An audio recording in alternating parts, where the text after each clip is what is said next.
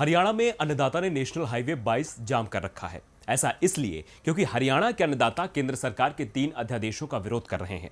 सरकार ने इन अध्यादेशों के जरिए फसलों की खरीद संबंधी नए नियम बनाए हैं, लेकिन अन्नदाता इससे नाराज हैं। तो कौन कौन से अध्यादेश का अन्नदाता कर रहे हैं विरोध, देखिए इस रिपोर्ट में। देश का अन्नदाता, जिसे देश की रीढ़ कहा जाता है, लेकिन फिर भी उसे अपनी मांग पूरी करने के लिए सड़क पर उतरना पड़ता है। ऐसा ही करने को मजबूर है हरियाणा का अन्नदाता। हरियाणा के कुरुक्षेत्र में हजारों की संख्या में अन्नदाता सड़कों पर उतर आए। इन्होंने मिलकर केंद्र सरकार के 3 कृषि अध्यादेशों को किसान विरोधी बताया है। भारतीय किसान संघ और अन्य किसान संगठनों ने कुरुक्षेत्र के पीपली में राष्ट्रीय राजमार्ग को जाम कर दिया। साथ ही दावा किया कि पुलिस के प्रदर्शनकारियों को तितर-बितर करने के लिए लाठीचार्ज किया। आपको बता दें कि हरियाणा में सड़क पर उतरे ये अन्नदाता केंद्र सरकार के उन 3 अध्यादेशों का विरोध कर रहे हैं जो कि मंडियों और किसानों से जुड़े हुए हैं।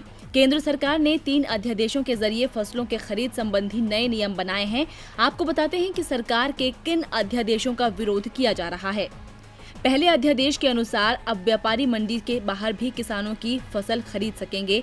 पहले किसानों की फसल को सिर्फ मंडी से ही खरीदा जा सकता था। दूसरा, केंद्र ने अब दाल, आलू, प्याज, अनाज, एडिबल ऑयल आदि को आवश्यक वस्तु के नियम से बाहर कर इसकी स्टॉक सीमा खत्म कर दी है। और तीसरा, केंद्र सरकार के कॉन्ट्रैक्ट फार्मिंग को बढ़ावा देने की भी नीति पर काम शुरू किया गया है, जिससे किसान नाराज हैं। अन्नदाता के नाम पर राजनीति होना तो आम बात है। हरियाणा में राजनीतिक रोटियां सेकने नेता इसमें कूद पड़े हैं। अब प्रदर्शन के बीच पुलिस ने पीपली मंडी और आसपास के इलाके को सील कर दिया, तो कांग्रेस नेता अशोक अरोड़ा और कांग्रेस विधायक मेवा सिंह अपने समर्थकों के साथ पीपली मंडी के बाहर सड़क पर ही अन्नदाताओं के साथ शामिल हो गए। अब देखना होगा कि इस किसान बचाओ मंडी बचाओ रैली से सरकार, किसान और विपक्ष कौन पार पाएगा।